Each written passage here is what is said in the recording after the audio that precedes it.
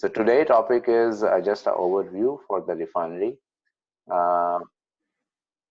So this material, what I have collected, it is actually only the purpose is the education. And this material has been extracted from the textbooks, reports, and some research papers. And all the images which has been presented during this presentation, and no specific project images has been used because of the confidentiality. And all the effort has been made to use. Mr. Yasin, you mute yourself.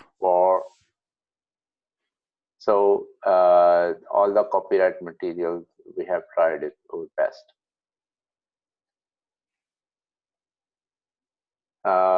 We start with safety.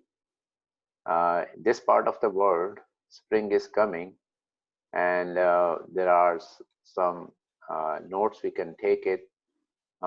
We have to have all the doors and windows to be locked, all the lawn equipment to be secured. Whenever you try to have the lawn mowing, please clean up first and wear the safety shoes because you don't know you are going to have after a long time. So some debris are there, so be careful about that, and always secure your windows.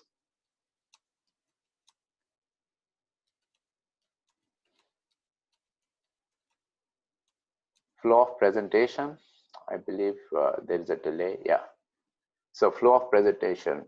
We're going to start with the introduction to the crude oil, and then there is a snapshot of the refinery history. I will take about 5 minutes, but there is no break, I believe, in this.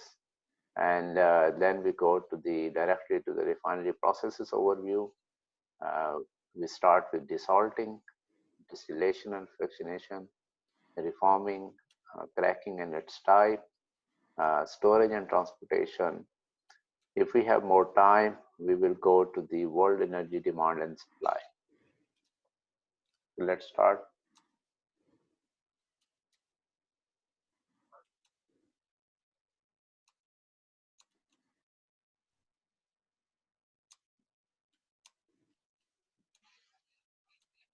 This is my slide for history of the refinery industry. This history goes back 3000 C when they were using asphalt as an adhesive, and Egyptians were using it for the greasing the chariot wheel, and the Mesopotamian used the bitumen to seal the boats. Around 600 BC, Confucius wrote about drilling a 100-feet gas well and using bamboo pipes to extract that gas from the well. Around 1200 AD, I believe, 1200 AD, Persian mined seep oil near Baku, which is Azerbaijan now.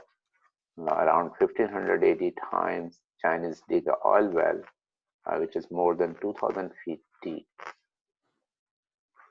Late 1847, first rock oil refinery in England, and 1849, Canada distills kerosene from crude oil.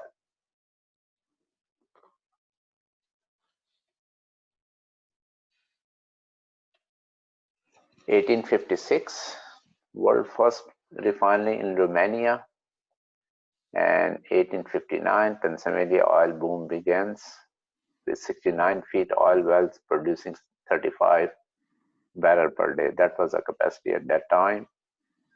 1859, oil refinery built in Baku, Azerbaijan, and 1860-61 refineries built in Pennsylvania in US.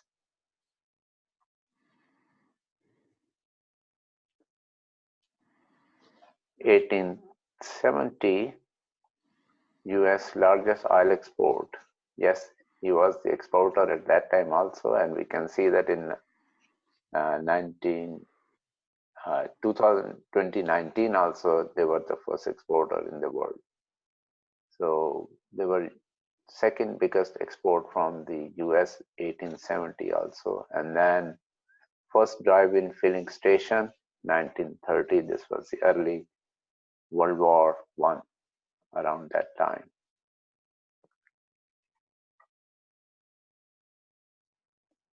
So this is few images from this California oil wells and refinery, 1867.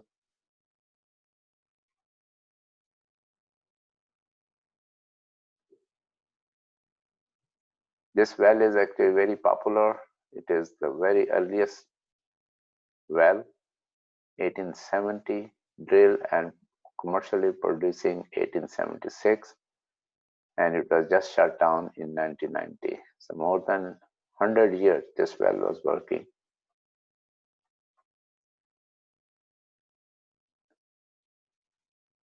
Few more images.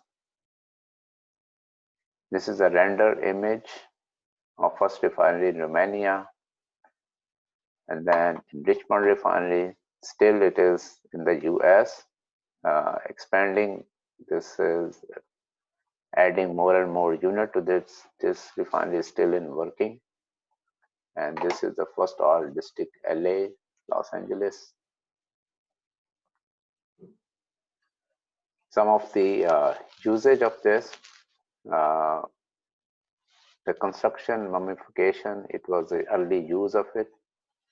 Waterproofing in the boat, as we have mentioned earlier. Home lamp for reading and lighting the home. Heating home, this is the also main of the purpose. And to heat the solution, brine solution, to get the salt, and street lamps. Now we're gonna go into the processes.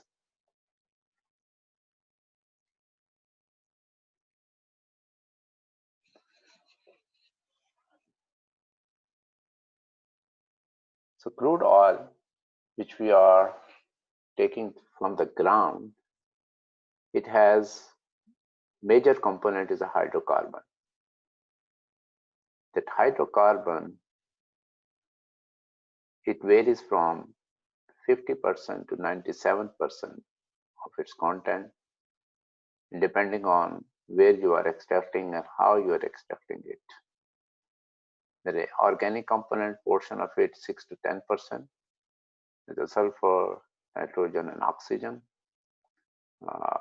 Around 1% or less than 1% is the metals, it's a copper, nickel, vanadium.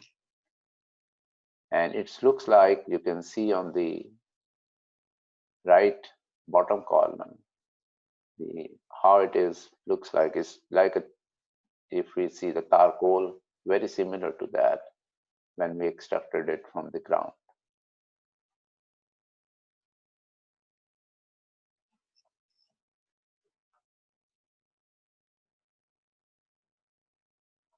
So this crude oil, how heavy and how light it is, we are using an API gravity value. If the value is less than 10, which is the case in Canada, SAGD, all those are heavy oil. If it is more than that, it goes from medium to lighter. If it is very light, it is more expensive. We will see later on. The other benchmark is a sulfur content. If the sulfur contents are less than 0.5% ppm, it's called sweet. And if it is more than that, it's called sour. Sources of that, Canadian, you can see that Canadians crude oil is under sour, Gulf of Mexico, South American nations, and most Middle Eastern. Sweet form of crude oil is in central US, North Sea region of Europe, and much of Africa and the Asia Pacific region. Please note that for the sweet crude oil, less purification processes are required. So it's cheaper to produce it rather than sour.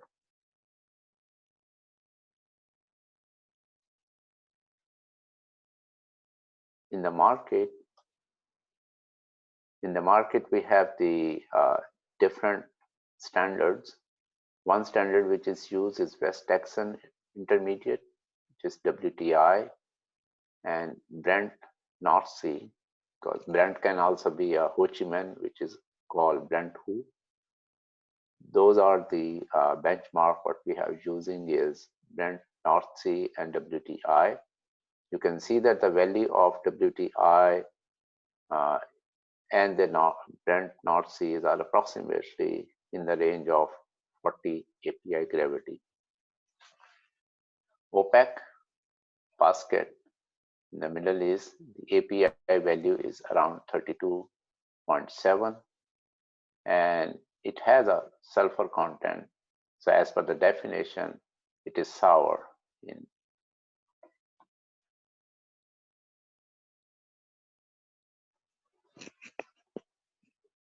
Now we see that this slide shows you a journey of the petroleum from source to end user. So on left hand side, these are the sources, the crude oil from the well at the top left corner, and then you can see that the jack pump and the crude oil from the offshore, number 3, and crude oil from the overseas tanker. We are taking this into the we call it storage on the land. That is the first one when once you are getting it, and from here it moved towards the refinery. We will use this refinery today in our process. So from the refinery product, I'm talking about at the top right hand side, it goes to the manufacturer, the petrochemical plants, and all the items derived from there as a wholesale and retail sales. Other product actually is going towards the storage of the bulk product towards the aeroplane, like a jet kerosene, jet oil. You can see that that is a very another use from the refinery products, transportation. So that's also a part coming out of the refinery products. We call them refined products. Transmission line, through the transmission line it goes to the storage facilities, and at the end, if you see the local gasoline delivery station is the last one with what we used for the transportation of the automobiles.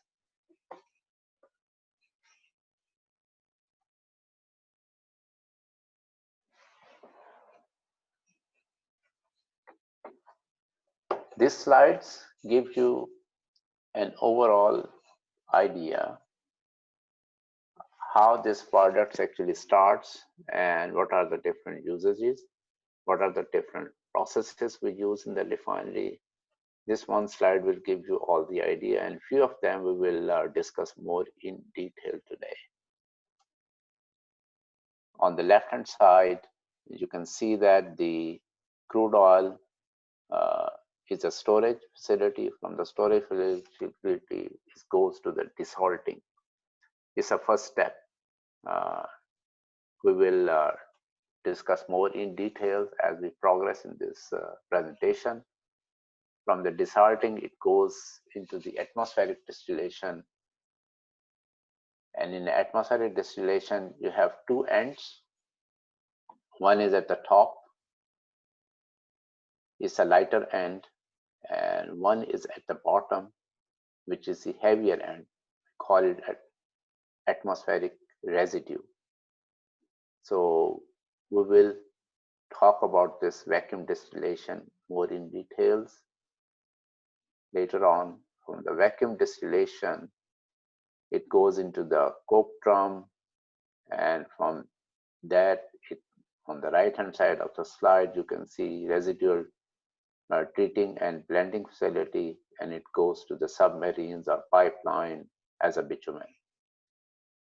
From the mid part of it, it has naphtha at the top from the atmospheric distillation. I don't know if you can, my pointer, I can see that, but for the atmospheric distillation at the top is called naphtha, and there is a in middle, we call it kerosene. So that kerosene extraction from the atmospheric. Naphtha actually treated as a catalytic reaction, isomerization, and it goes to gasoline blending because you produce a different grade. You can see that at a gas station we have a different grade, so depending on what we are using it, so this blending gives you more different types of grades what we use in our automobiles. In the middle, SR middle distillate, which is at the bottom of the in the intermediate, we use catalytic cracking, and from here the main product is actually a diesel, what we used in our transportation. At the top, which is the lighter end, from here we receive as deethanizer, depentanizer, and we remove the sulfur with the help of Claus process or super Claus process, and it gives you the LPGs.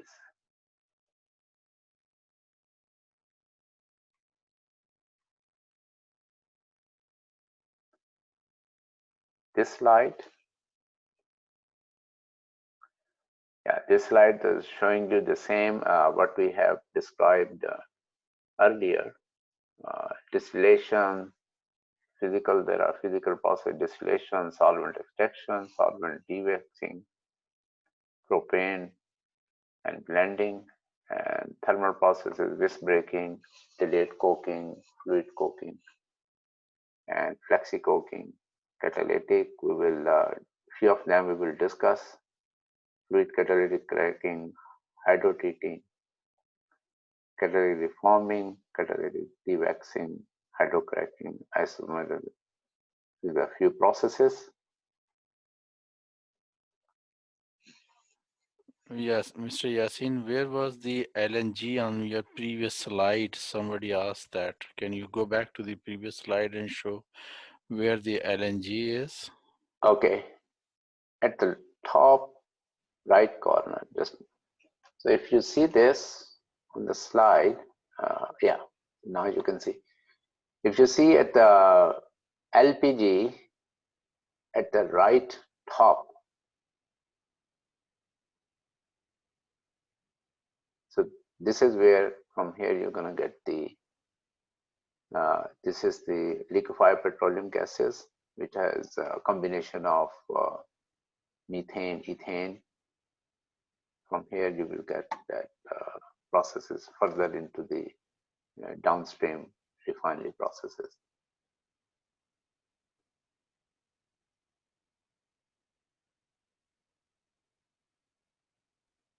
So LNG is different than LPG. LPG is a combination of methane, ethane, all of those, and LNG is which is further down from here would be the liquefied natural gas.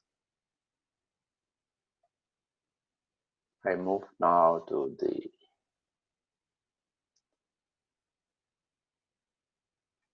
our next slide.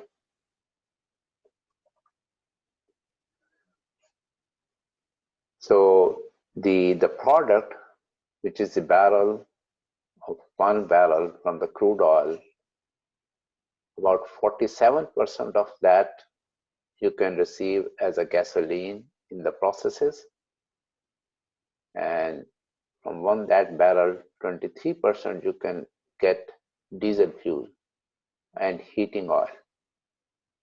All other products are deducted. Jet fuel is only 10%, liquefied petroleum is only 4%, and asphalt at the bottom you will get as a 3% from 1 barrel of crude. So this is a percentage analysis that you will receive from the crude oil, how much percentage you will get the gasoline. Again, some variation can be depending on the source of that crude oil, that you will get a little bit higher or lower percentage of. So this is an average value that you will get out of 1 barrel.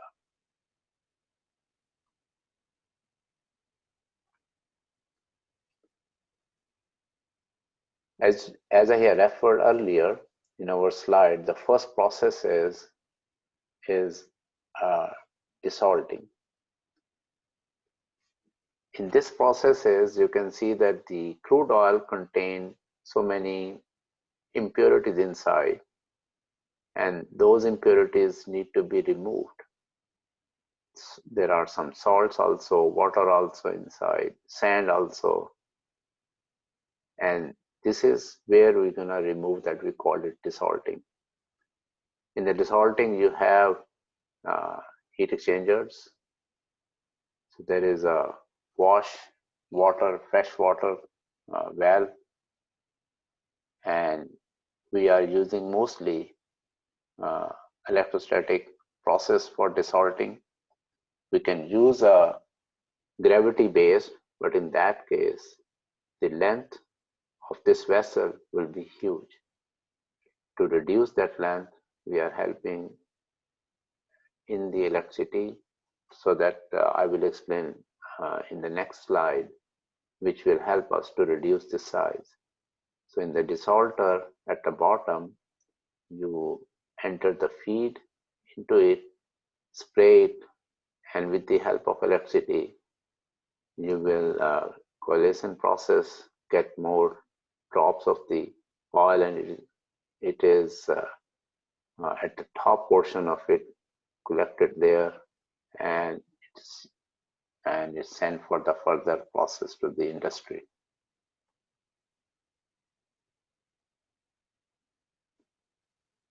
So this is the main process what we use in the desalter electricity. In the absence of electric field, you can see that the molecules is actually surrounded by molecules, but once we applied the electric field, it breaks the film on the surface, and then it enhances the process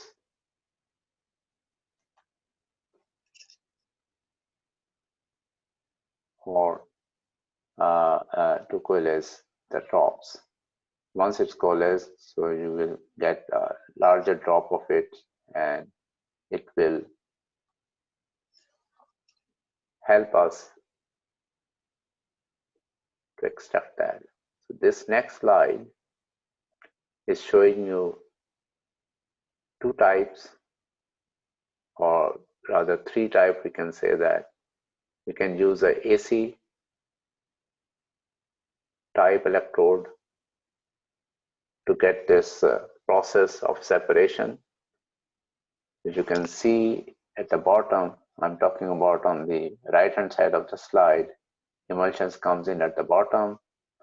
From here, with the help of electrodes, the oil is at the top, and sand and water at the bottom. We can use this as a dual,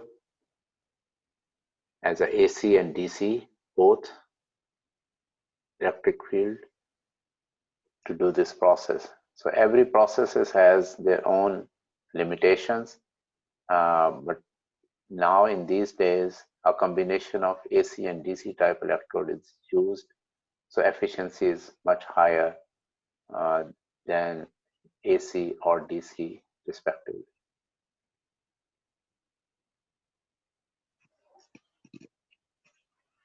This is another image. You can see that on the bottom it shows the different parts of the desalter. At the top you have a high voltage connection, which is for the transformer to produce the electricity. Then you have the distributor at the bottom. There is a oil outlet collector at the top. In between there is the electrostatic grids and the water on the other, like a muds. We have on the left side, right side, it's showing it. So sometimes we also use a water spray to clean it out if there's a much more mud accumulated at the bottom portion of the desalter.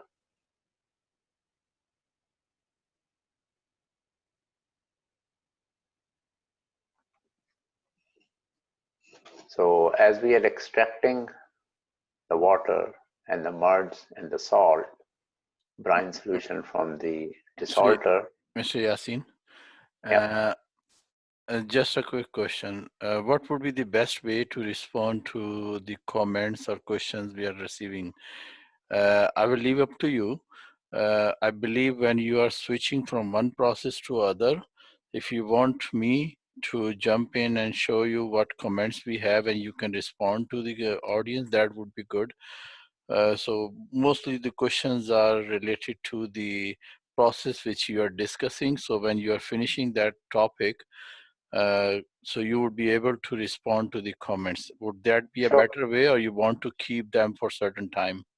No, I'm okay. I think so. Once we finish this, like a desalter is one of them. So once we finish the desalter, before we switch into the next process, we can Okay, so I will follow you when you are ready. Just let me know. I would start reading the comments and you can start responding. Okay. Okay. All right. Thank you.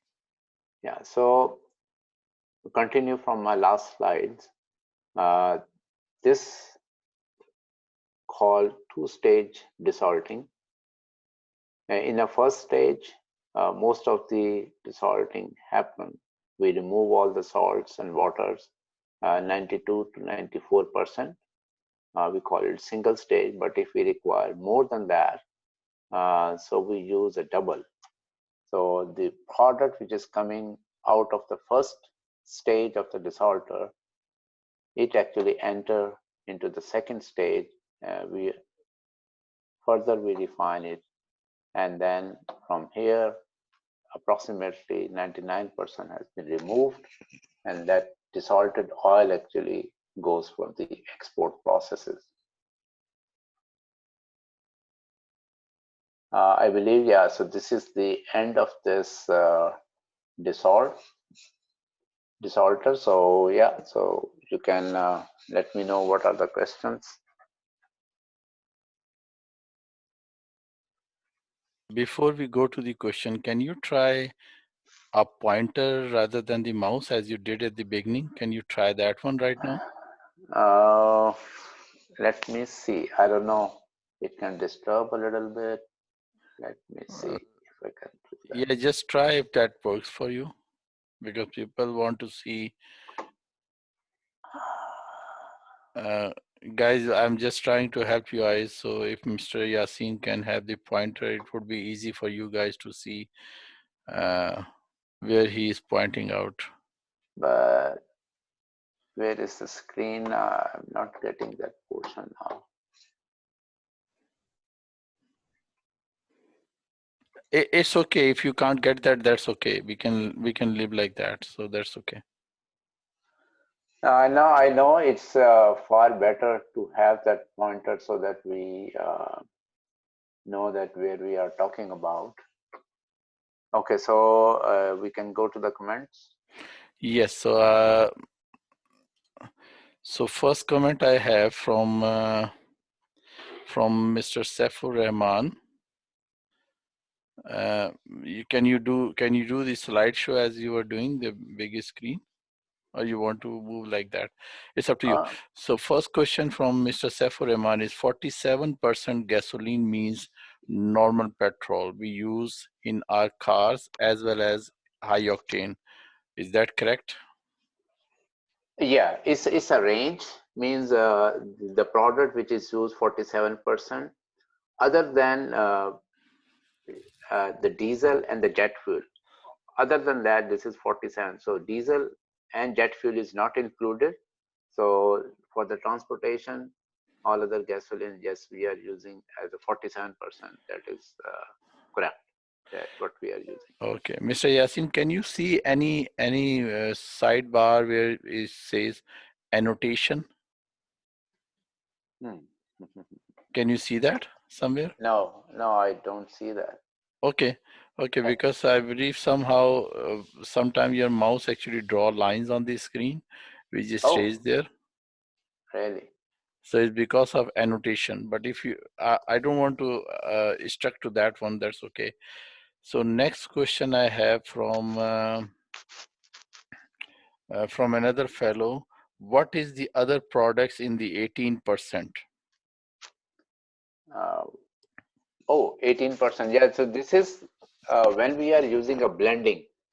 Uh, you know that the cut products, when we are, it depend on the refinery processes and the demands and supply in different areas. So in some of the cases, the specification requires uh, a blending, means a combination of different usage, which we use for in a chemical industry. So for the feedstock of that chemical industry, they have some specification. So we blend different type of specs, off spec or specs, and those are the product mainly for those industries, means the chemical industry as a feedstock. Okay. Next question I have from another guy whose name is like student. So is fire protection system for various refinery processes are already considered in this seminar? No, the fire protection system is not considered in this seminar. We are not discussing that, but and depending on the area classification, uh, we do use different types of fire systems. Like in a storage, we use fire suppressing systems, and also wherever there is the chance that your product is getting a flash point and there is a hazardous of producing a fire. So all of those areas, we use the different types of fire suppression systems, but it is not part of this presentation. Okay. And next question I have is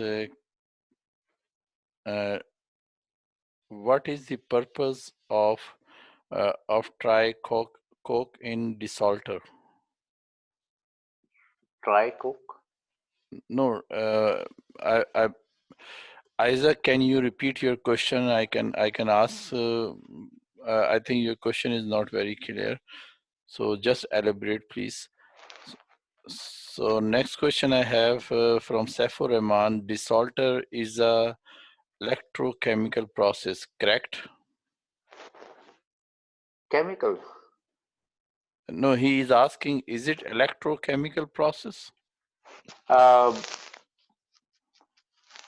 we are using chemical inside as a additive to increase the separation.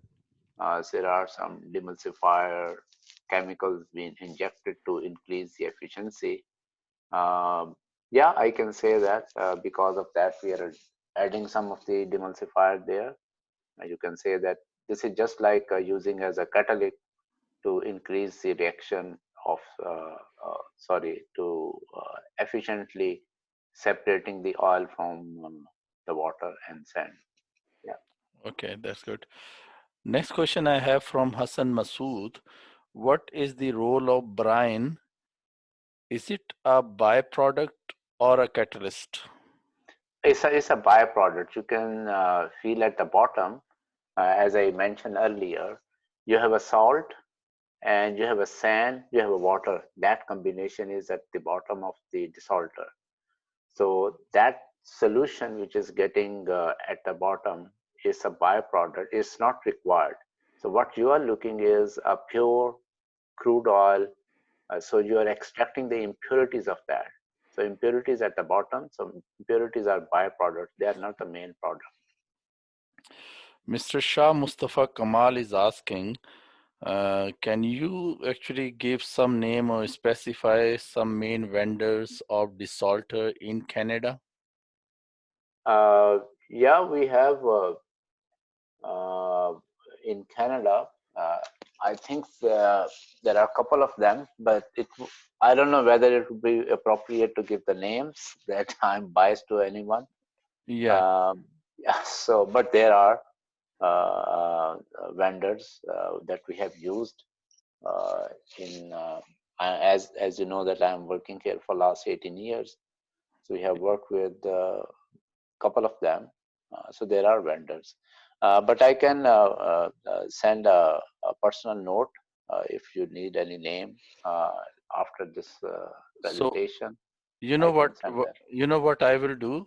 We are responding the questions right now, but at the end I will compile these all questions together and I will ask Mr. Yasin to put their response in writing, and then I will share those comments with the answers with the presentation maybe today or tomorrow sometime. So just to keep you have the questions and answer ready with you. So Mr. Yasin, there was a slide of desalter, I think couple of slides up. So Isaac actually clarify his question. If you go Okay. if you go back to that slide, uh, desalter slide, it's a black and white picture. Okay. Just a moment. So in that This one. picture, I believe, This yes, picture. in this picture, you see towards the right in the middle, they are saying try cokes. So Mr. Isaac is asking the desalters in the right. I would Yeah. like Yeah. to know what exactly it is and its purpose in the desalter. That is the question. Okay. So in this area, the viscosity, there are different layers because of the combination of waters, combination of sands, salts, and everything.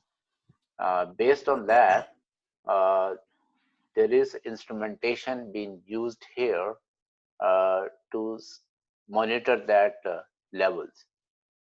So for example, if the level is lower or higher, so we can just give feedback towards the water injection for that purpose.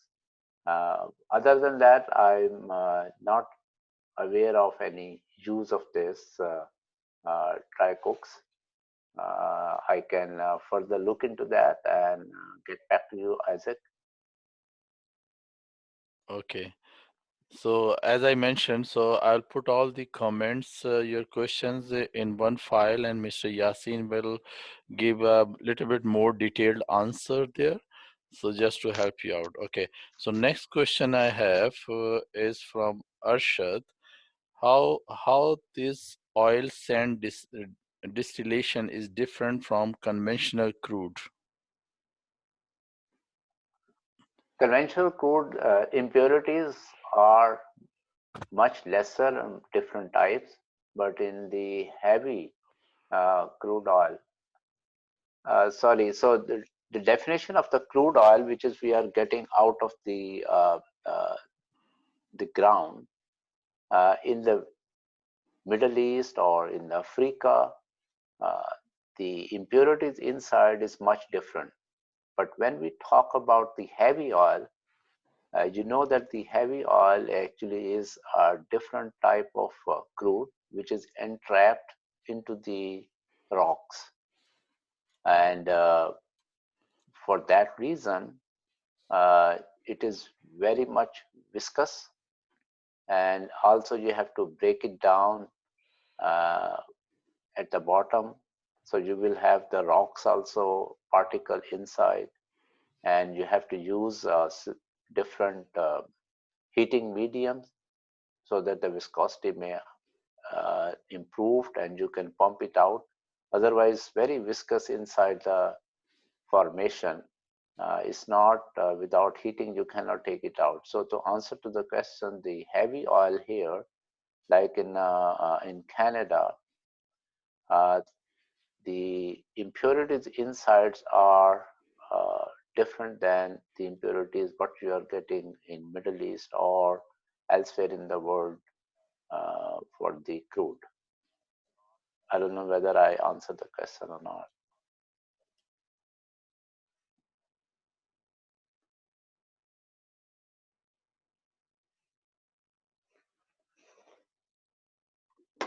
Should we move to the next?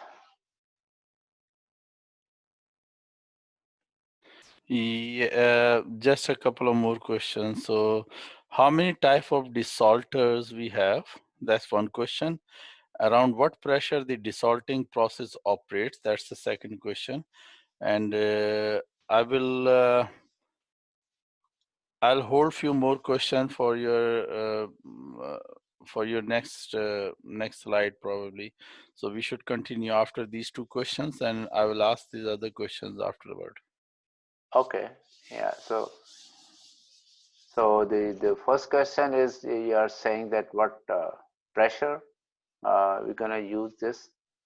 So desalting pressure, depending on the formation where we are getting it, it can varies from 1000 PCI to 1500 PCI pressure. And what other question was?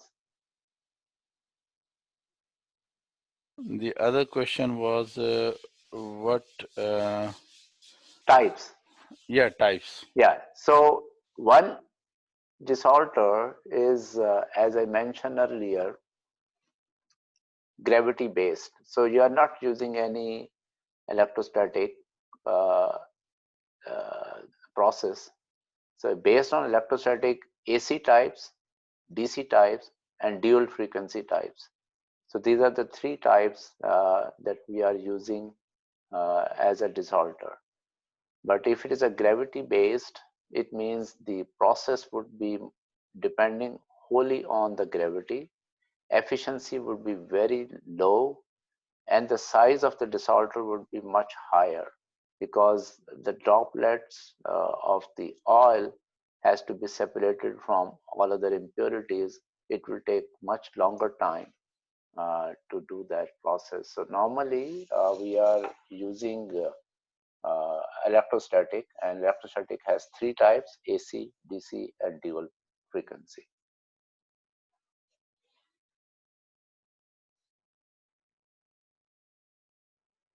I think you can continue now for the next slides, and I'll have questions ready for you after your next process.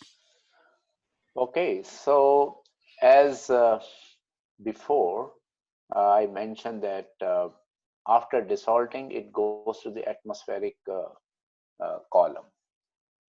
So the main process in the atmospheric column, before we go there, we try to understand what is the boiling point. It's a very basic definition.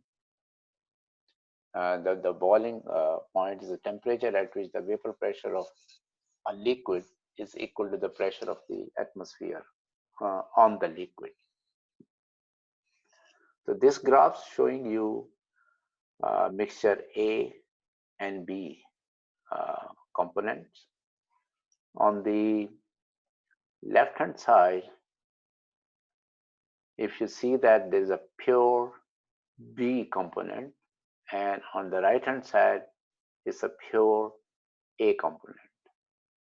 So A component has a higher temperature at which it boils, and component of B has a lower temperature where it boils. So there are two components which boils at a two different temperatures. So in between these two points, you have a different concentration, like a C2 concentration. So you will see that the mostly because the temperature is higher than the boiling point of B component, so you will be having a more vapors of B, and you have some liquids of component A because its temperature is still not at its boiling point. So at concentration C1, you can see that you have less vapor and more liquid of the A components, and at the end of the right hand side, at the boiling point of A starts, so that also vaporizes. So this is a basic definition that we use in the distillation. So main purpose of the distillation is to extract the elements from the mixture.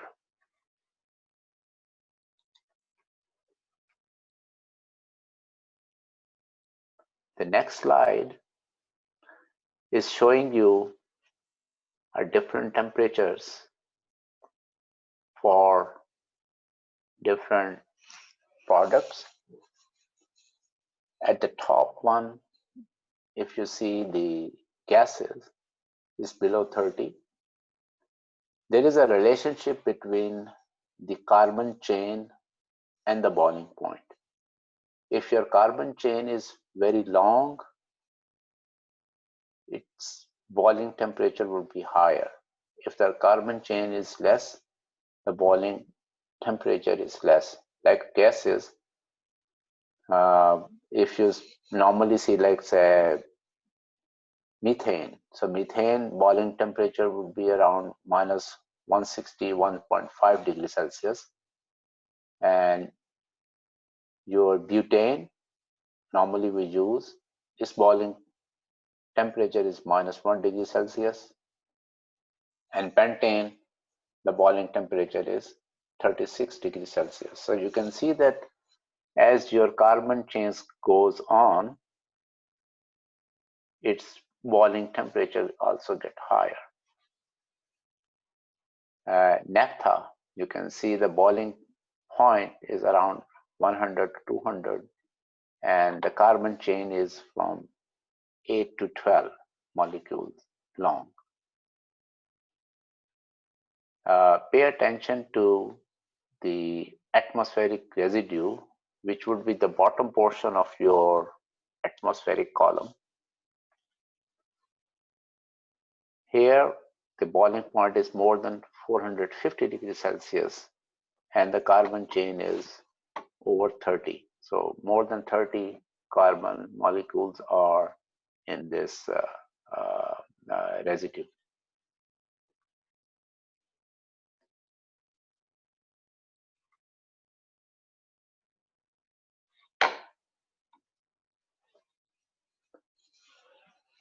Here we start our distillation column. We call it atmospheric column also, as the pressure is actually near to the atmospheric. There is no vacuum, there is no high pressure. So these columns are designed for atmospheric pressure. The process is that you heat the crude oil in the furnace, and from this it feed in the middle of the column. In the middle of column now, there would be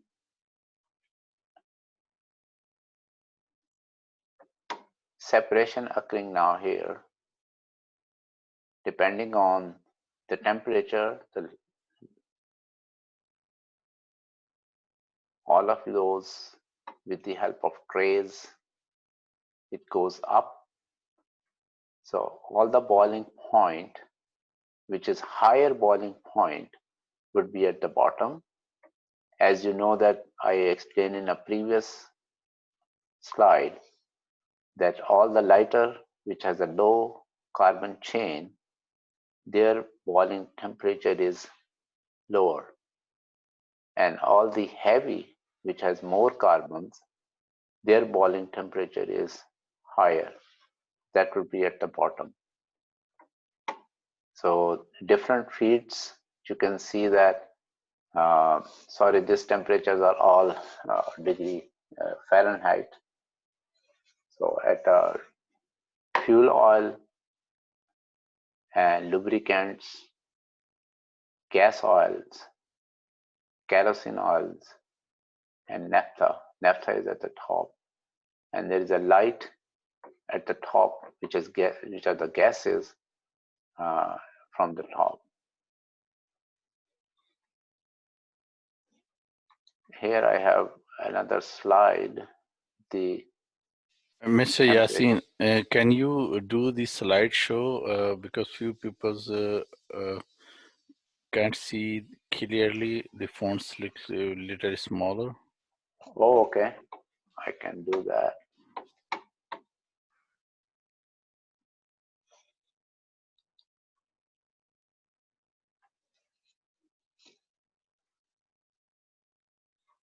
So I will go back to the slide.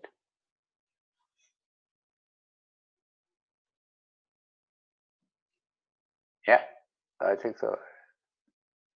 Now I maybe. Yeah, this is better. This is better. This is better? Okay. Yeah.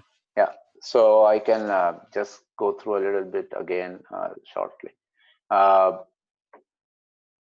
Your crude oil, you're taking the crude oil and heating it up, and then you're sending into the atmospheric column. We call atmospheric column as this column is designed near atmospheric pressure.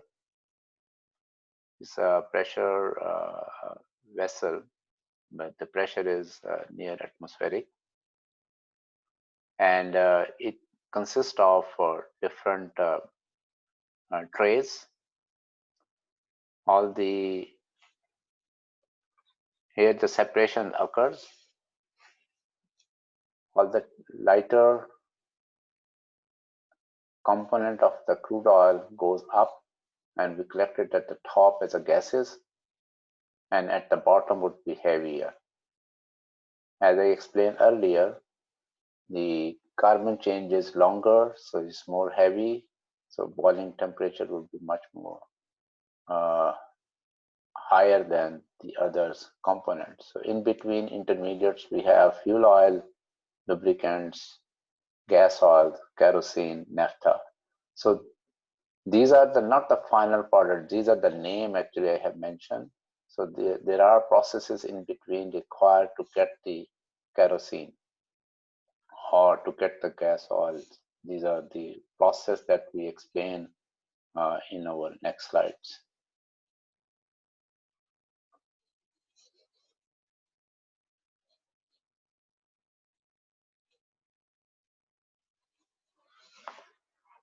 So here you can see the same slide, but it gives you a residue more at the bottom, which is the bitumen, and the fuel oil at the for the ships, diesel oil for the cars, kerosene for the aircraft fuels, and naphtha, which is a feedstock for chemicals, and gasoline, which is a petrol that we are using it. And at the top, we have the refinery gases, which ultimately can get methane, ethane, propane, pentane from that product.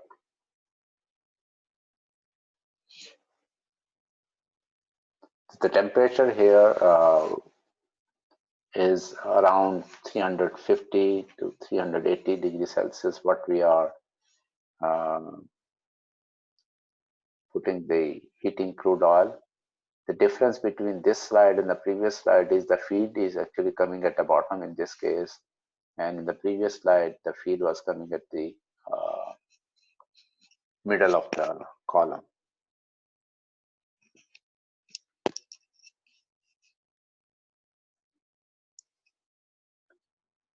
I think this I have explained earlier. The bottom liquid has the boiling point, which is more than 400 degrees Celsius. So if the temperature goes beyond that, it can actually crack the products. We don't want to do that. So for that reason, all the bottoms actually we go into the vacuum distillator. We will explain it later.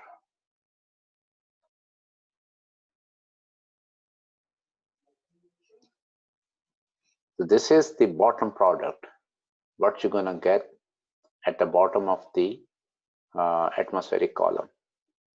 As at the bottom, you know that the carbon chain is very high, so their boiling point would be much more like a 500, 600 degrees Celsius. But for that temperature, there would be some cracking happening. So what we can do otherwise, if we lower the pressure, so it means we can decrease the boiling point. So this is what we are doing it in a vacuum distillation column. The main purpose of this is all the bottoms, which are the heavy carbons from the atmospheric distillation column, we feed into this column. We call it vacuum because it is under negative pressure, 0.7, 1.9. These are the absolute pressure what we are using it.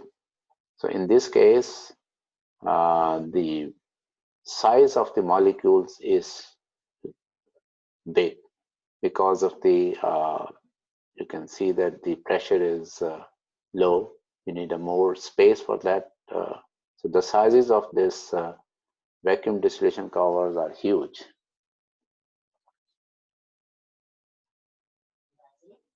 So this size is it can range up to 10 meter. You can see on the left hand side is a picture from the field of the vacuum distillation column, and the height can go up to 50 meters. It's a huge column, and I explained you why it is a huge because of the low pressure. We are working in a low pressure, and the volume you need gases need more volume for that. In this column also we are using the trays and the packing, and it is used to get the more contact between the liquid and the vapors.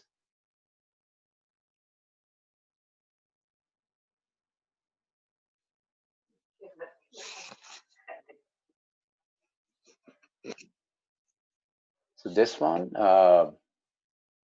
is a column, is a typical PFD, process flow diagram for the vacuum distillation column.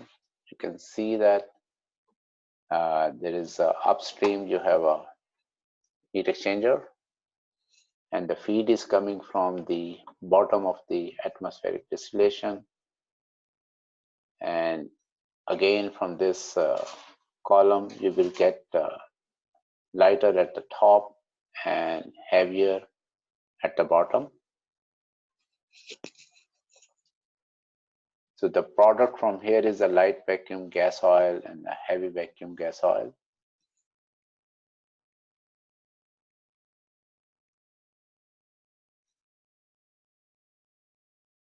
I believe that, yeah, sorry, formal. So any question on the, we can go into, if you have any question for the vacuum distillation column, or Yes. we can. Yes, I have few questions. So Mr.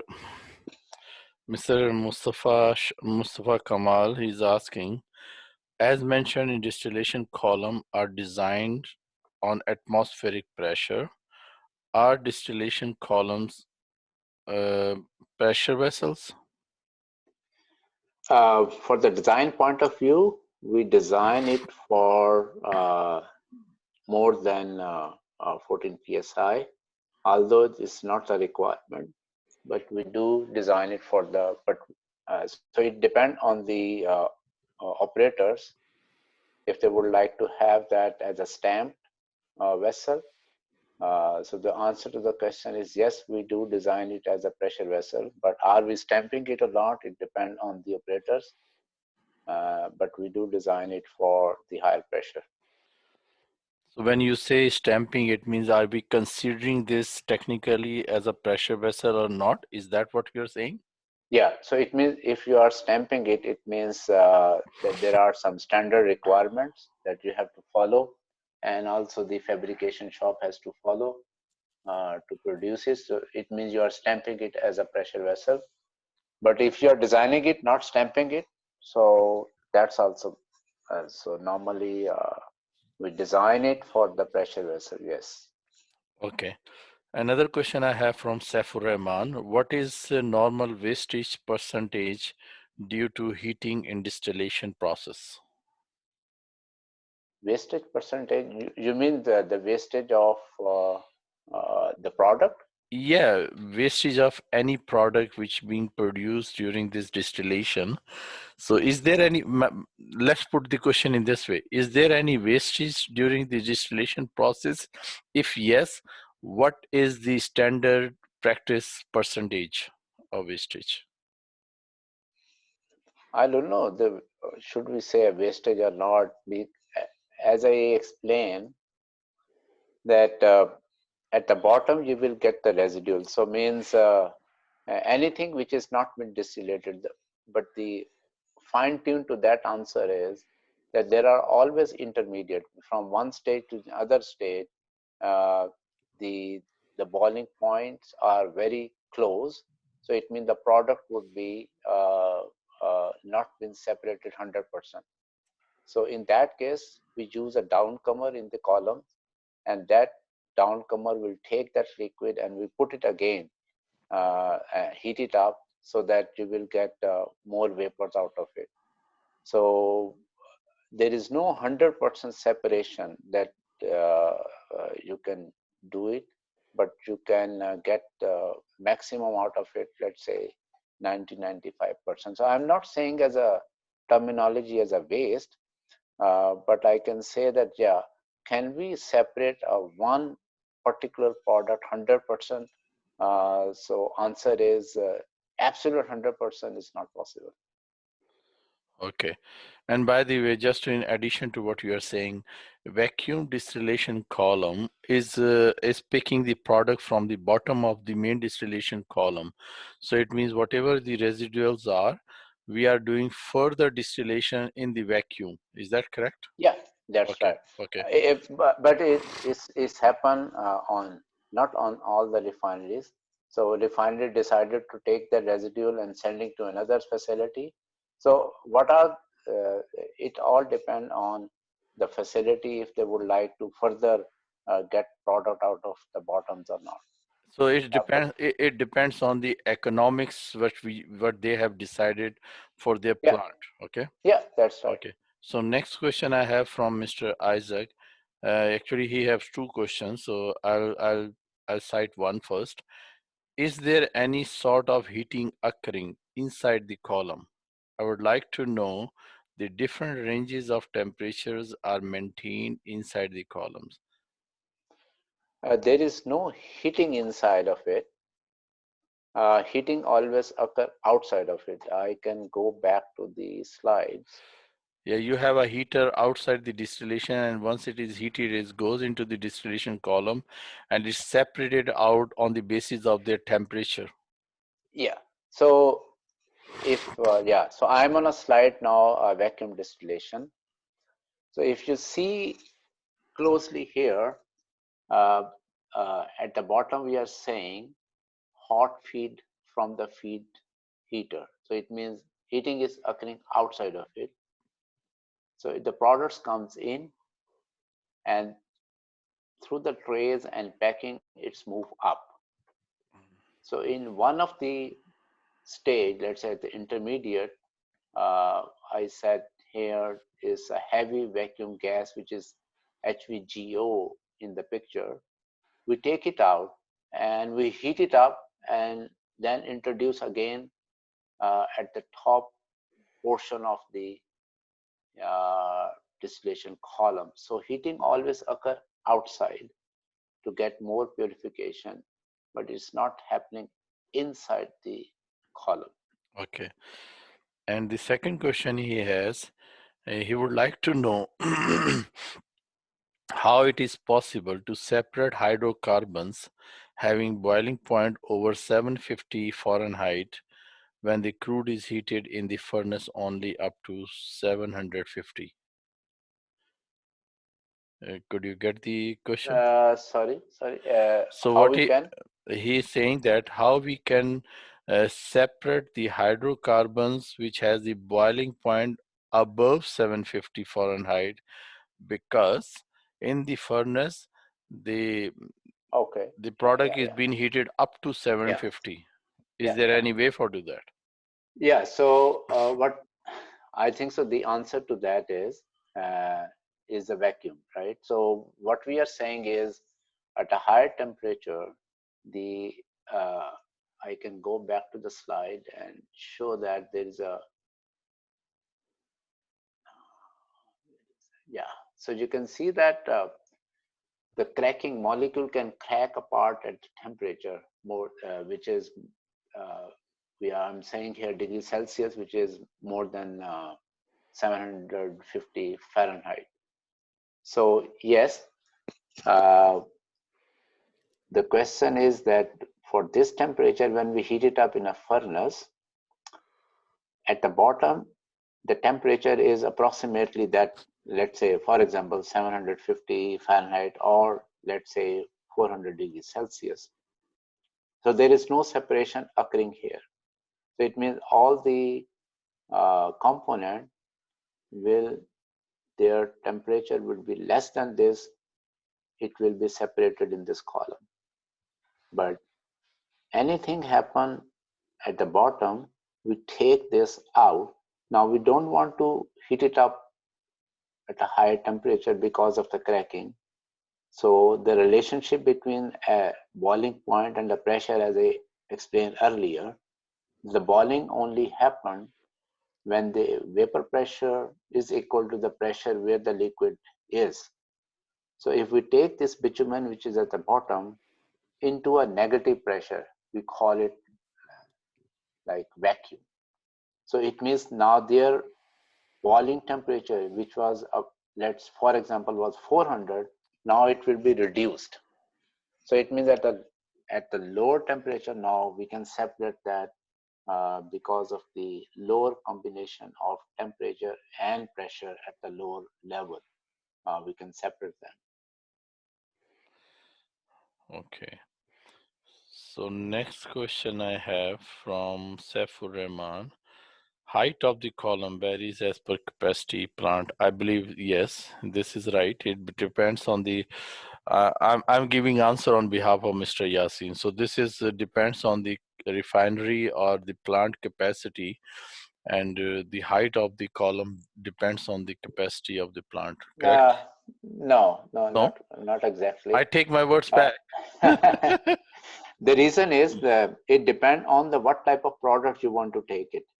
Let's say if you don't want to take a lighter product, because the lighter product will only happen at the top.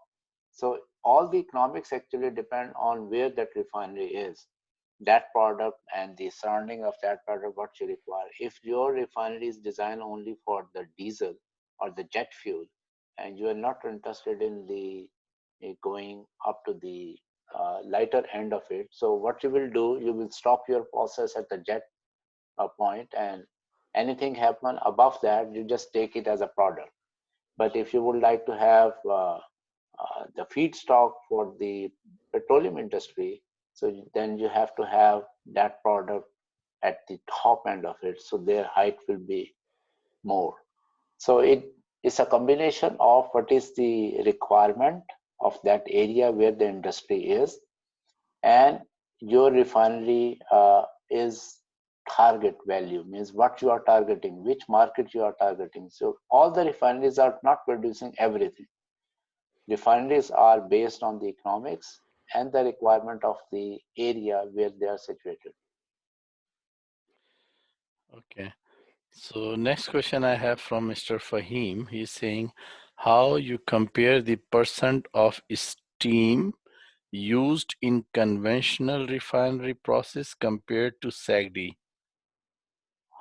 It's a huge difference. I don't know which stage you are talking about. It's a general question, I believe, that the steam used in the conventional versus steam used in SAGD.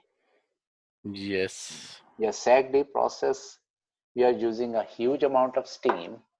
The ratio of 1 to 3.5 or 1 to 4 means if this is the ratio that you want to have the steam, because you have to inject inside your formation to get the viscosity higher, so that crude can move up. And that is not required in a conventional, because in a conventional you are using maybe steam in a processes, which is the refinery process, but you're not using the steam into getting out of the ground. So it is a huge difference. In a SAGD, you need an extra amount of, way extra amount of steam, even to bring that crude up to the surface. Okay. So next question I have, different range, how you maintain the different ranges of temperature inside the column, atmospheric column. I don't know. I don't get that question right. If they are trying to say that the stream which is inside, uh,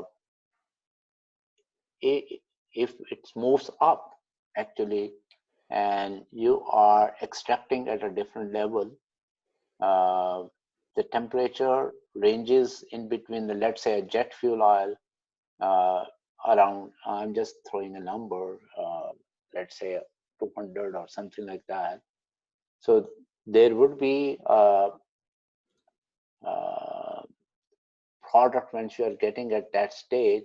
So all the vapor which are passing through the tray or the packing, that temperature will be plus minus 510 degrees Celsius. So if it is, let's say 200, for example, so it vary 190 to 210.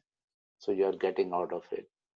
Maintaining it, you are spraying it actually, as I explained earlier, you're taking some bleed out of it and you are heating it up so that you can get more product out of it and recycle it at the top portion of it, so that you will get more product.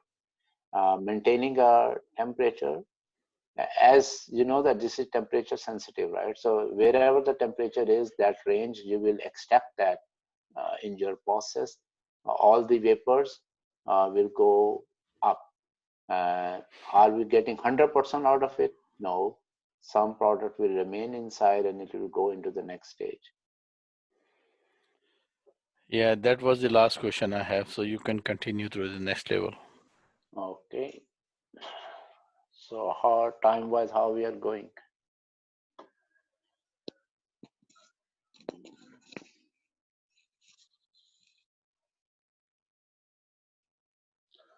Reformer is next process. This is the product that what we are mostly interested in. So this is the process to produce high octane number reformate, which is a main component for motor fuel. I select this process. The reason is because all the transportation in uh, what we are using, the car, we call it, is not a commercial transport ports, domestic as well as commercial, also means the truck and everything. So high octane product, how are we gonna getting it? So that process is called the reformer. So in this case, again, distillation would be a column, the process what you're gonna use. And in this case, naphtha, which is a lighter product at the top before the gases. You take that naphtha and use a catalytic reformer to produce your high octane. And in the catalytic reformer, you will get the hydrogen also.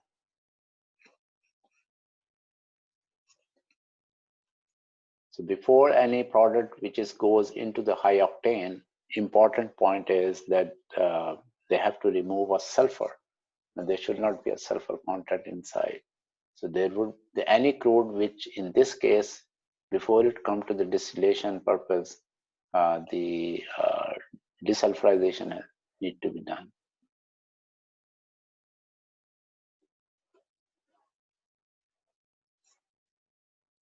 So this is a process, catalytic process. If you see at the bottom on the left side, naphtha which is going inside, this is distillation column.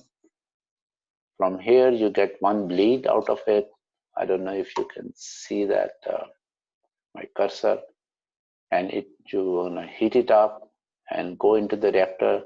All the reactor actually has a catalytic inside, and then you have heat it up again. It goes to the second reactor and the third reactor. So in these different processes of the catalytic, you are actually increasing the octane value of your product.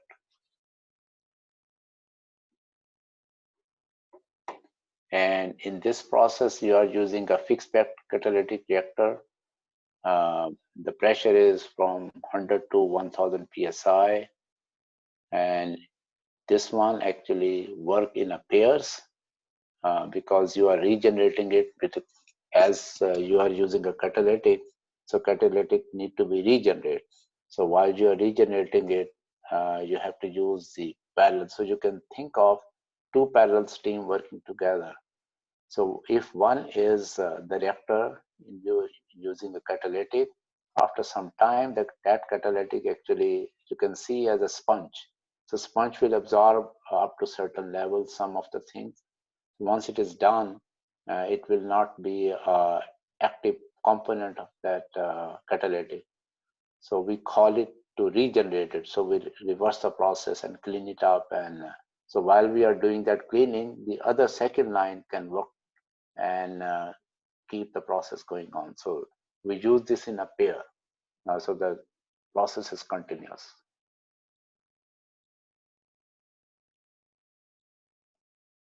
I think so. I will cover this, and after that cracking, we can take the question.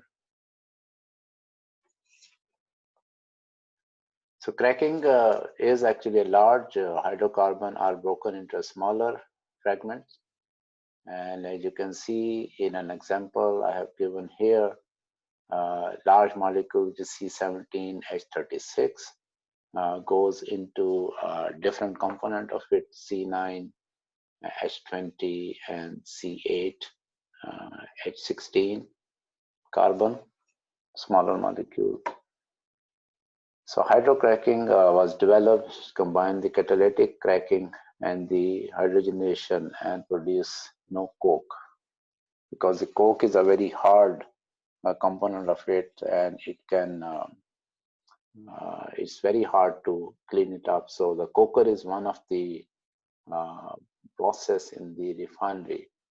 So if anyone is familiar of the coker, you need to clean it up after a cycle, and you need to have a very high pressure jet to it is just like you have to scrape it actually, from the surface of the coker. So cooking is not good for the in this also again you are using catalytic C10H22, and it goes to ethane, propane, and pentane. So ethane is a propane. These are the polypropylene and products being used in a chemical industry to produce most of the products.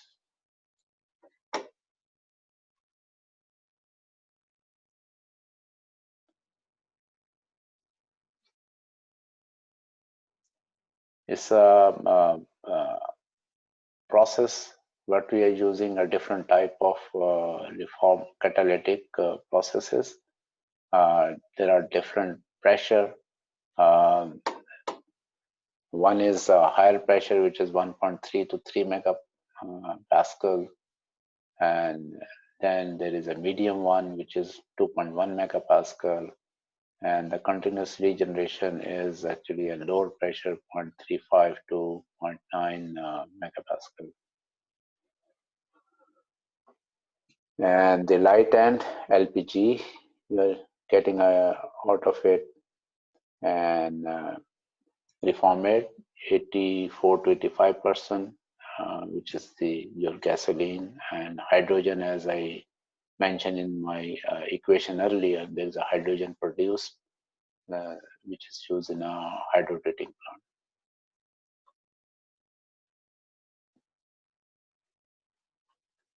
So feedstock, which is a naphtha in this case, is heated up to around 500 to 600 degrees Celsius, and the pressure is 1000 psi, and we are using a cold naphtha to quench it, to cool it down, heat it up and cool it down in the distillation column.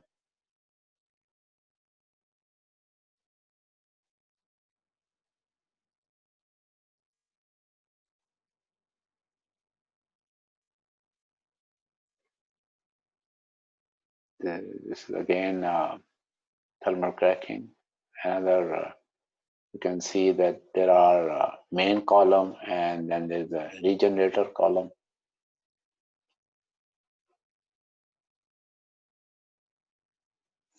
Yeah, so I think so we can take questions. Okay, so I have first question is from Mr. Ataullah. He's saying his question is kind of generic, but he's saying that can we get design code for major components? Okay, so whenever we are saying a pressure vessel, so pressure vessel is actually as per the ASME. And again, I depend on the pressure, what we are talking about. So most of the refinery here, we're gonna get the ASME 8, section 1. And sometime we use ASME 8, section 2 also, div 2 or div 1 and div 2. So these are the main ASME 8 when we say pressure vessel. But don't confuse it with the furnaces. They are also pressure component, but those are actually ASME 1, not the section 8. So in this case, what we have talked till now, basically they are coming in ASME section 8, div 1. Okay, and just a side note on this one. Any kind of engineering standard if you need, I may be able to help you to get that standard. So 95% chances that whatever standard you are looking for, I can manage to arrange that for you. So if you need any standards, so please contact me on Facebook or Twitter or Instagram. Send me the text with the standard what you need, and I will try to help you guys to get the standard for you guys. Okay, let's go to the next question. Mr. Rizvi is asking, what catalyst chemical do we need in catalytic cracking point? Yeah. All those catalytic, actually, those are a product from a different suppliers, and their names and characteristics are not been disclosed. But their characteristics, they will give you the characteristics, but they will not disclose their technology. I think the very reason is that in the commercial market, they will describe the function and characteristics that it can do like this, but what are the composition they are using it, they will not disclose it. So they have a different product name rather than giving the exact combination of it. Okay. And next question I have is from Brother Shah Mustafa Kamal. Is thermal cracking still used in design or obsolete? No, plants are still working on that, but catalytic is more, I should say, using in the industry than the thermal one. Okay. So last question is not for you. It's a general question which many guys are asking me regarding the slides and the videos. So this webinar is being recorded, and video will be posted on the Facebook page which I shared in your comments at the beginning. If you scroll up, there would be Facebook pages, so you can go and like that page, and that would be there, plus in the YouTube also. And the slides, I will consult with Mr. Yasin. I think if there is no copyright issue, then probably we would be able to share the slides with you guys also. But for the questions, as I mentioned, I will compile all the questions and I will send it to Mr. Yasin for respond, and he will compile the answers, and I will share the question answer file also. So these are the general response to all the questions that people are asking me in the private chat or general. So you would be able to get the recording on the YouTube, Facebook, and you can download from there. Plus the slides, I will check with Mr. Yasin, and if this is possible, I will share with you guys. But for the question and answer, definitely I would be actually compiling them together and will share with you guys. Thank you. So Mr. Yasin, this is it for the question. You can Okay, carry on. all right. So yeah, so this is the last slide in this series before we move into the storage and transportation. So this gives you a visual actually with the carbon chain. At the bottom, you can see the carbon chain is about more than 70 in the residual. The carbon chain for the fuel oil, this is about C20 to C70. These are all ranges actually, no? Lubricating oil C20 to C50. So lubrication oil, waxes, polishes are there.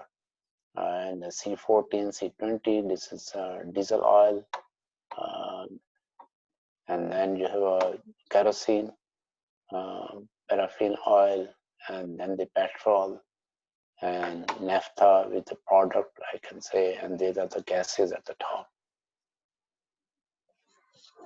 So next session is slightly we're gonna go here is for the storage and transportation. So for the storage, mostly we are using tanks. In the tank, we used fixed roof and open top also. There is an open top. Then there are floating roof, which is external or internal. If you see from your right top picture, uh, there is a tank which you can see there having a roof is actually inside. So these are all open top internal floating roof type of tanks. If in the picture, I don't know whether if you can see it clearly that there are 2 or 3 tanks in a condition that their roofs are actually going in. So there are floating roof tanks but open top.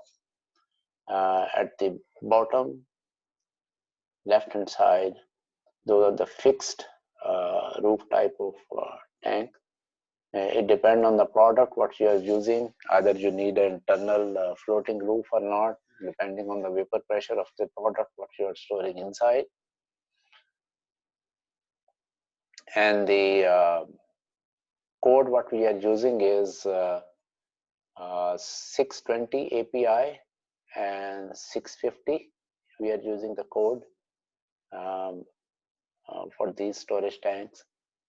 Spherical LNG, you can see that on the right corner, spherical type of tanks, and dome roof you can see at the bottom. Mostly these roof materials are fiberglass material,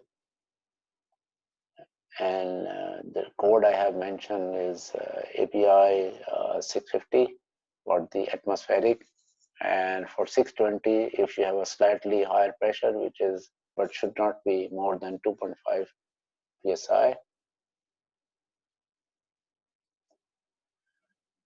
So this is the transportation and how we're going to transport the product.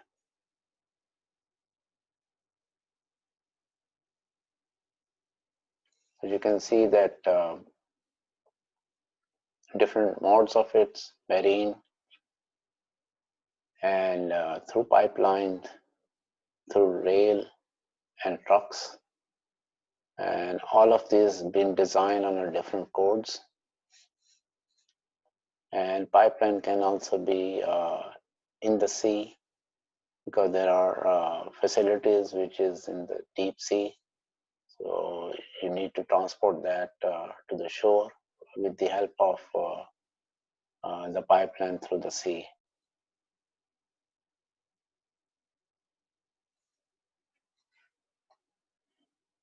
So cost of transportation, if you see on the top,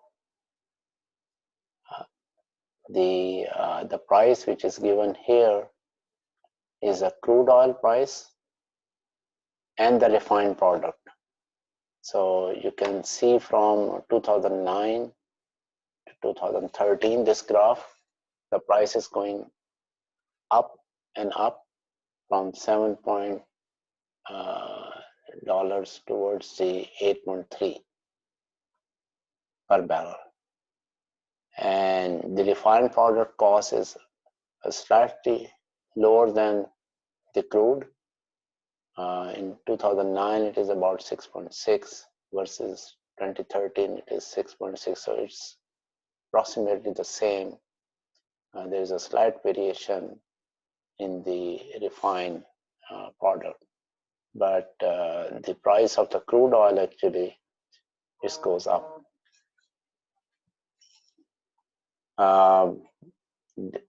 Different type rail, trucks, and domestic shipping, they have their own advantages and disadvantages.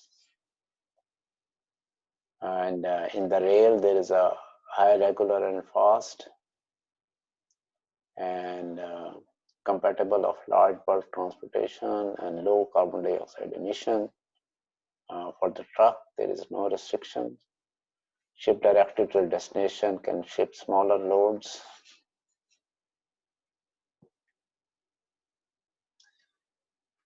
So this slide is interest to me, that it gives you the idea that cost of producing the crude oil per barrel in a different part of the world. As you can see that Canada is just, at the second top. The capital expenditure as well as operational. So you can see the operational cost is higher than the capital expenditure cost. In US, capital expenditure cost is higher, but the operational expenditure is less. And you can see in Saudi Arabia and Iraq at the bottom, their cost is much less than $10 per barrel.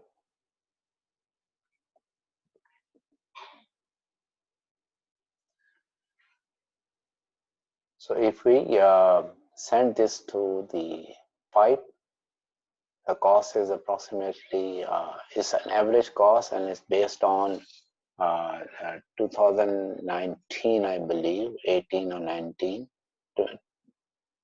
2018 or 19 cost based. And from the pipe, it is about $5, and through the rail, it is $10 to $15. And to the truck, it is $18 to $20. So as you can see that there are pros and cons. The safest side is the pipeline, as we are advocating it. but there is only negative is that if there is a leakage, how to detect the leakage, because this is out of sight. So you need to have some monitoring system for the pipeline. But it's the safest and cheapest way to transport the product.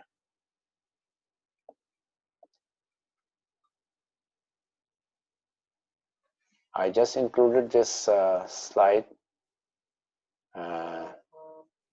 which shows you at the far right hand side, November 19 to January 2020, the cost of the ship in the sea, actually you can see it reduced because of supply and demand, which is my next topic. I don't know whether I will get the time or not. So the demand is low, and that is why the cost is actually very high now. It was 2018-19 was very high cost, but now here in January 20 we are getting very low cost for all of these costs are $60,000 per day. It's a huge cost of the container vessels, we call it, in the ship for the LNG. I think so. That's it. I have supply and demand, but as we were discussing earlier, that if people are interested, we can go. I can spend maybe 15-20 minutes more on that. If not, then we can take more question and we can stop the presentation here. Let's see if first respond some questions, and then if people want to, we can go through this. So I have questions from one question is merits and demerits are different types of storage tanks. Merits and demerits. Now in the storage, it depends on what product we are using is. Because in some of the product what we use, the type what I have explained to you, like LNG, they are highly pressurized. So you need to have a spherical equipment to store it. You cannot store it in a flat above ground tanks. So I don't know whether we call it advantage or disadvantage. We should be saying that what is the more suitable for a suitable product. So it depends on the product that you want to store. So I should say that if the pressure is very high, then you need to have a spherical storage. But if the pressure is like atmospheric tank, as I explained earlier, so if your pressure is very low, then you're gonna go by spherical tank. But I can comment on this advantage and disadvantage is that if your vapor pressure is there, is a high vapor pressure, and your product is actually volatile, then you need to have a floating roof. Because the floating roof actually will minimize your vapor pressure. So it keep it, so roof is always intact with your product. So it means you're not making more of the vapors. So it means you're not losing your product, because losing your product is your loss. All the vapor will go into the atmosphere, and also it creates a danger. So you have to have another system, we call it vapor recovery system. You need to design that if you are not using your floating roofs. So I can say that depending on the product what you are storing it, depend on that application will describe that what type of storage that you want to use it. So there are underground storage also. The picture all I shows you is these are above ground, but there are the product like a bullets, we are using mounded bullets, which are buried actually inside uh, because of different reasons. And they can be below ground also. So all of your like fuel, if you go into the market, all of the tanks in the fuel station, they are buried below ground. So depending on the application, I will not use the terminology advantage or disadvantage. I will use the terminology that depending on the product, what type of storage that you need. Another question I have, some people want to continue the presentation to go to the supply demand curves also, so we can continue. And if someone's are not interested to look at the economics and the demand and supply, they can definitely welcome to leave. But there is another question: why we have the flare? What is the purpose of flare? Yeah, so the byproduct, the product which are coming or different parts of the component in the refinery. So those vapors actually need to be, if we can recover uh, some product out of it, we recover it. All other, the economic says that recovery of that is not economical, and you can burn it in the atmosphere depending on the rules and regulation of different part of the world. So if the economics says that to extract from that vapor is not economical, so you burn it. But if the regulations are tight, so then you need to have that recovery system. So the products are burned into the atmosphere that are present in vapors, which are, I should be saying it is a waste, and it depends on the which part of the world you are, whether you can burn or not. The flares are actually using to burn that product vapors into the atmosphere. Okay. And I think that was the last question. You can continue, but before you continue, I just wanted to let people know, the people are asking. So I'm sharing my my Facebook and Twitters and the links again, just in case if you want to check the videos and the comments and everything there. So recorded video is already on the Facebook. So I'm just sharing. So I'm sharing two types of links. One is for technical engineering and project management kind of webinars, seminars, and trainings. You can find a lot of materials on those. And second section of my comments is we are also doing some mind sciences and leadership and the personality development webinars also. So if you are interested, you can join the other web pages in the link I provided. And there is one more seminar tomorrow, which is regarding the employee versus business minded mindset. So we will be discussing what is the difference between the mindset of an employee and a businessman.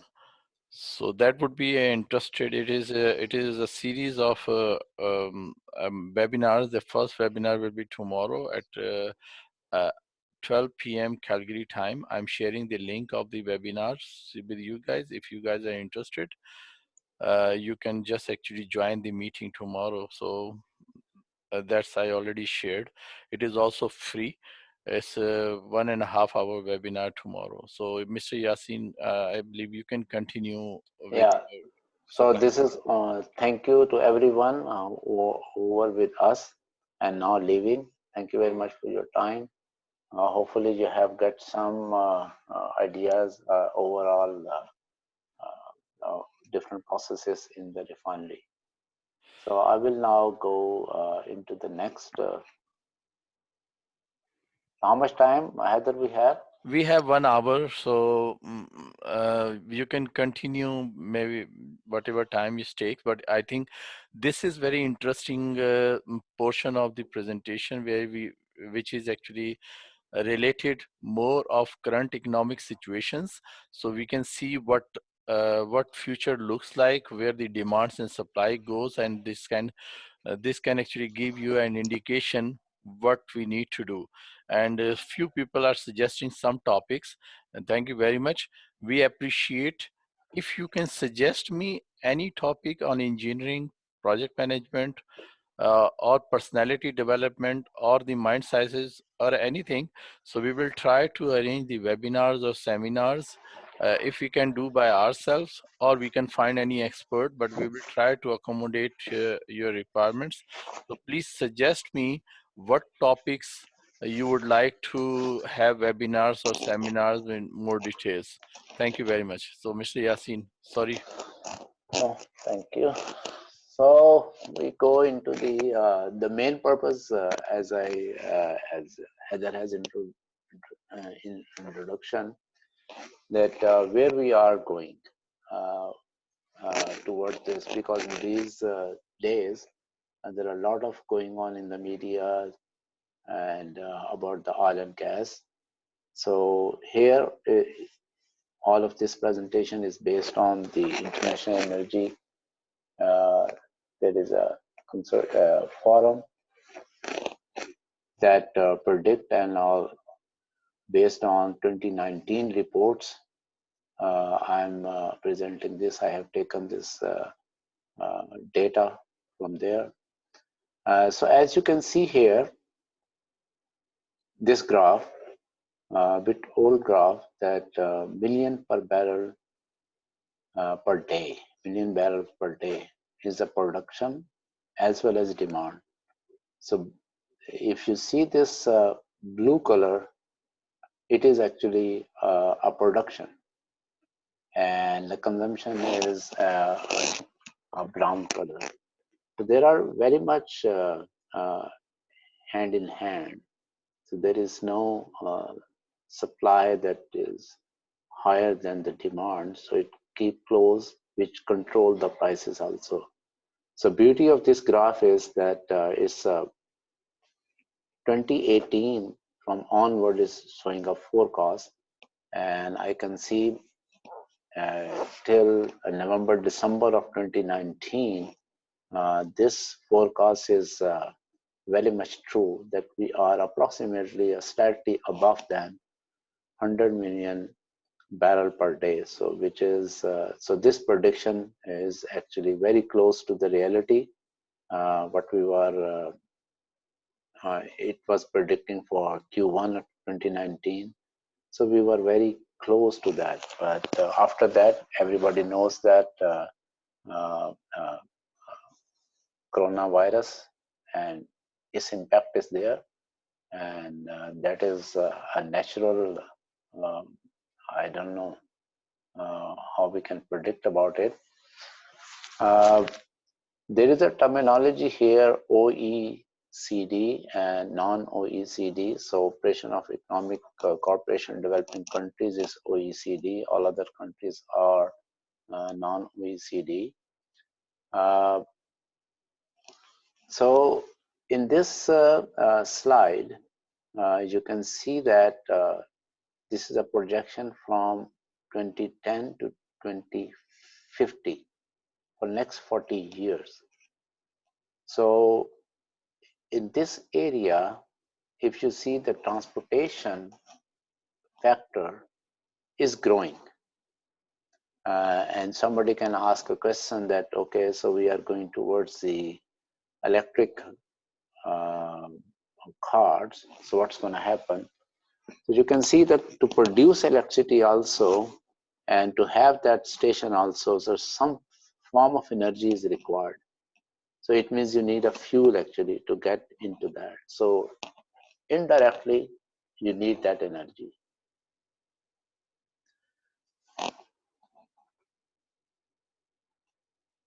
And most of the next 40 years, we see that the development going to happen in non-OECD, especially in India and China.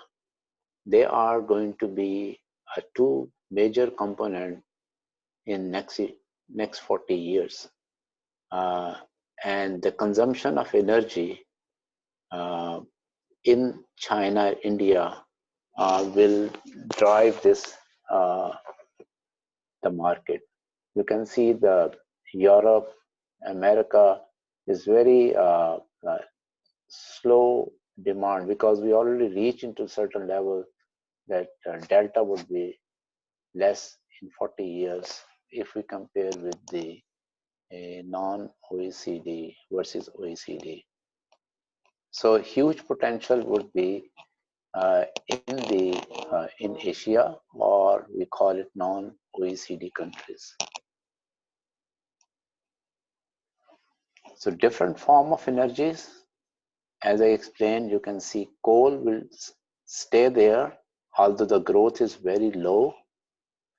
The growth of natural gas and electricity is going up for next 40 years. So these and the liquid fuels like propane and butane, this type of things, right? And even the jet fuels, and those are the liquid fuels. So these three areas would be the areas that energy is going to be consumed: natural gas, electricity, and the liquid fuels.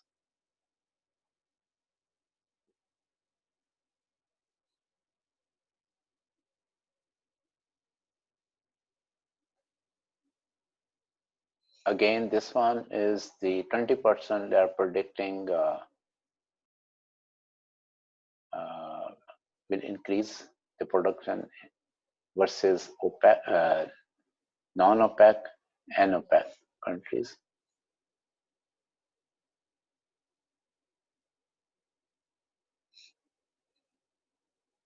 The transportation would be the sector. Why I'm interested in transportation? Because of the obviously fuel. That is the sector that is going to be increase 20%.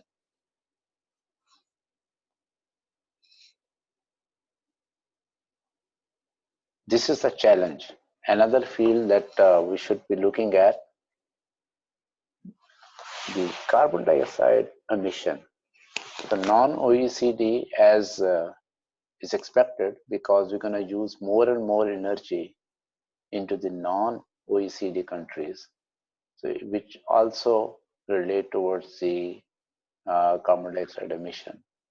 So this is one of the area that one should be thinking of, that how we can reduce the carbon dioxide emissions. So all the opportunities that we can introduce the technologies, like I can give you an example, that the fire heater, what we were using 20 or 25 years before, their emission levels versus the fire heater what we are using now, there is a advancement into that. So there are low emission, ultra low emissions fire heaters are available. So wherever there is a furnace, there is a requirement of fire heater. So fire heater is a technology that can reduce the emission also. So those type, this is just only an example, saying it that is one of the area that in the future need to be concentrated, that how we can reduce this carbon dioxide emission. I think, I don't know whether this graph is not showing a second graph into it.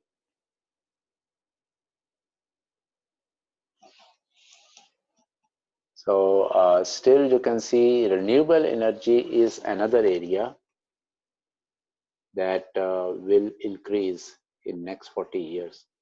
So you can see the green graph on my left hand side, very steep curve actually going up.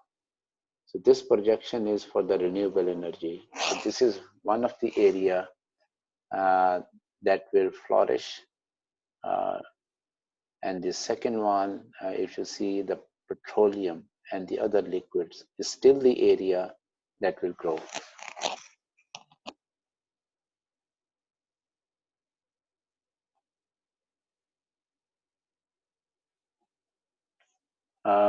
Again, I think energy consumption point of view, India and China believed to be, because the growth will be there, so that energy consumption would be higher in the rest of the world. If we combine these, China and India, that would be approximately, how much is that?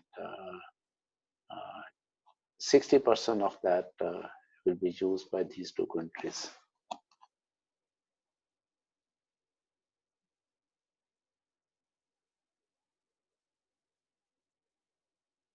So electricity is one of the area. So electricity production would be, as I explained, electric car. So you need to have some stations. So storage is one of the another area that would be growing. How are we going to store the electricity? I mean the batteries. Tesla is one of the examples they are working on, and there are other companies investing their money to get to increase the capacity of the storage for the electricity.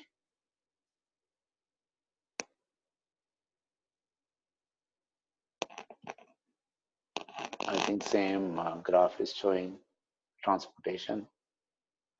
In transportation, the motor gas oil would be the major portion of it.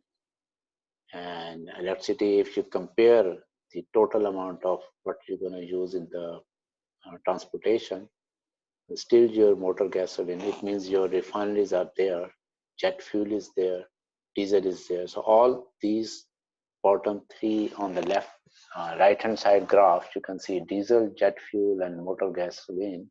These are the product of the refinery. And it has a major portion into the future also.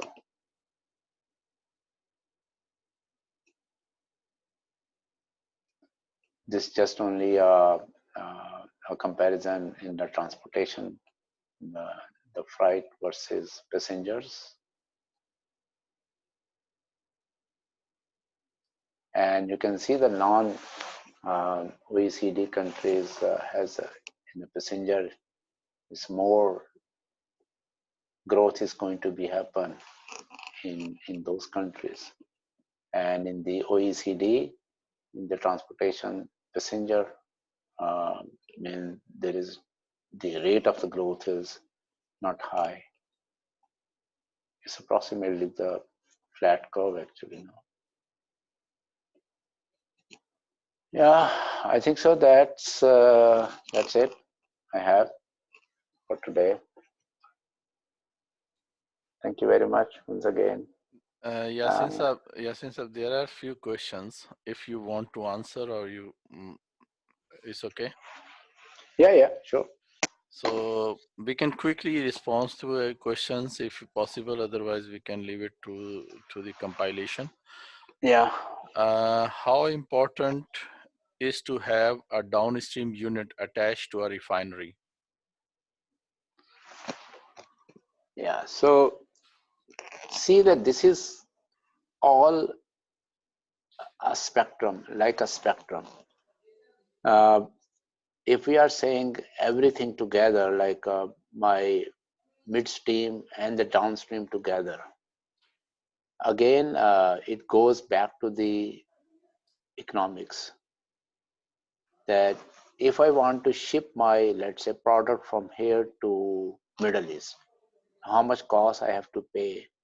If my market demand is not local, it is outside. So how much I have to pay for the transportation to get the product into that market?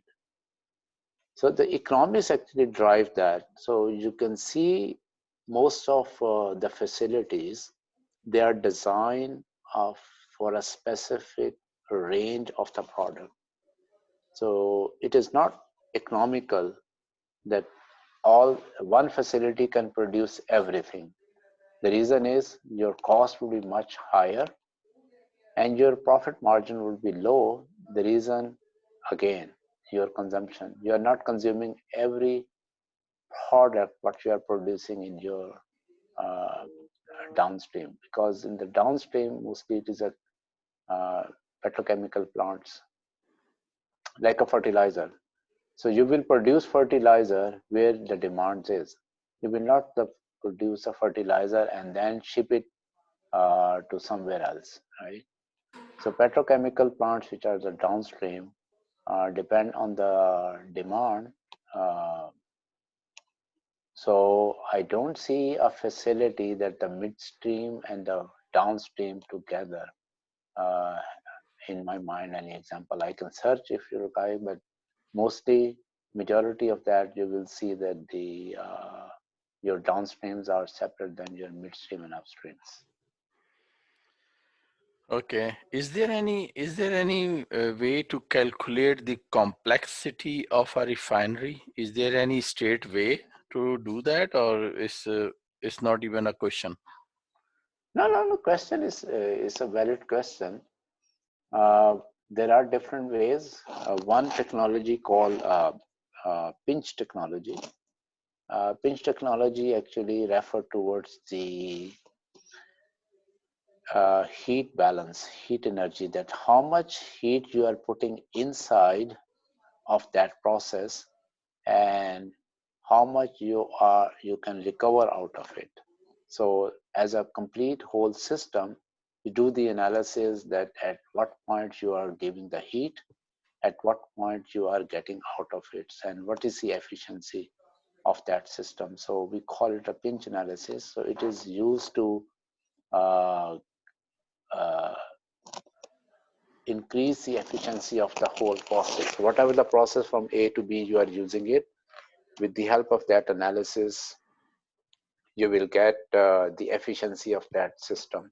So if the efficiency is higher, you will go for that. Otherwise, you would like to optimize the heat recovery, heat usage of that system. That's good. Thank you. And I have a couple of more questions. One is, does a refinery design have a separate sour gas treatment facility always? Yeah, it's required. Sulfur component, as as you can see that for the catalytic reaction, I mentioned that before you go into that facility, you need to have SRU, sulfur recovery units. Uh, uh, but mostly, not it is necessary that you should have. So what the people do, they take the stock and send it to the uh, facility which has the SRU and further down processes. So if it is not economical, not everyone should have the SRU units. And I would take the last question. That is, which pipeline material would you recommend for a high sour gas pipeline? Uh, Base material would be the carbon steel, but then you have to have the liner inside actually. No? That is actually depend on how much sour it is, and then they can recommend, the metallurgist can recommend that lining. Okay. And last is not the question, is question and comments both. So few people ask me in the emails that can they claim the PDUs in the Primavera in PMI for their PMP for this webinar? Yes, you can claim that. So if you go to the PMI, they say I forgot the link, but they say the training from some vendor. It may not be the vendor of PMI, but from anywhere. So you can still claim that two PDUs. And Yasin Saab, this is question for you. Some people are asking, can they claim the CPD from APEGA for this webinar? Yeah, they can do that. Okay. So Fahim, you asked this question, so you already got the response. So thank you very much for this. What is your email, Mustafa, if you wanna share it? Okay. Uh, so if you guys don't send me the emails, so please do send me. So I will be sending the material through the emails. and your email will automatically be in my distribution list for my future webinars. If you don't like to have, you would have the option to unsubscribe. So please feel free to unsubscribe if you don't want to have my emails. And it would be a good idea if you can actually like the pages of ACME projects and the winning edge. The winning edge is devised to motivate the people.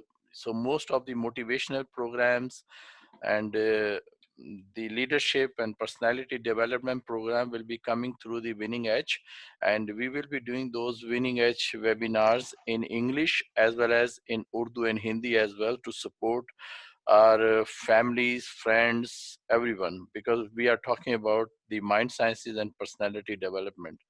So please do like those pages, so you should be updated for all the upcoming programs. So that's it. Thank you very much, and we'll keep you posted for upcoming webinars and seminars. Thank for your participation. Thank you very much, Yasin Saab. That was a great presentation you have done, and we all enjoyed that. Thank you very much. Thank you. Thank you. Take care. Bye.